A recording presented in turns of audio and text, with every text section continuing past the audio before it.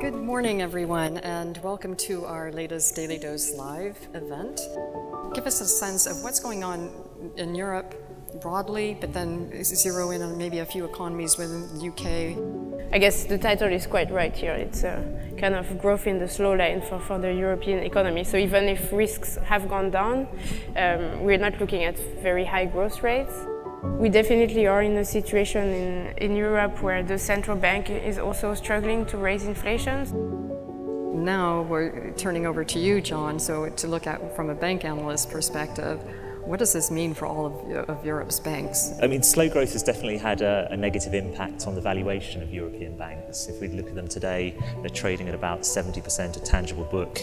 But one of the reasons, I think, for this big devaluation of European banks amid low growth has been persistent downward revisions to earnings estimates. Where are banks at in terms of loan growth these days anyway? Loan growth, it varies quite significantly across the Eurozone. It's been relatively healthy in the core and so strong, in fact, that just earlier this week the Banque de France raised counter-cyclical buffers for the French banks. So we would expect at some point there to be a sort of tipping point where the stigma of still being seen to rely on ECB funding overcomes the incremental advantage from funding cheap.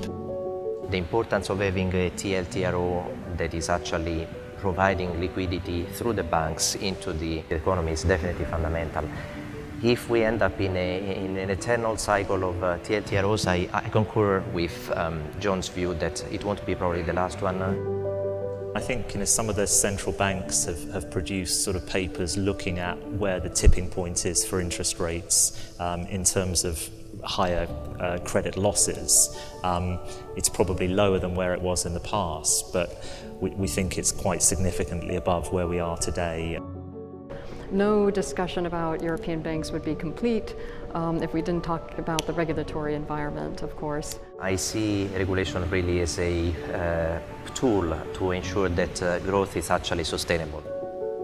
I think the job of the regulators is more to protect the economy than the bank shareholders. So certainly the impact of regulations had a big impact on bank share prices.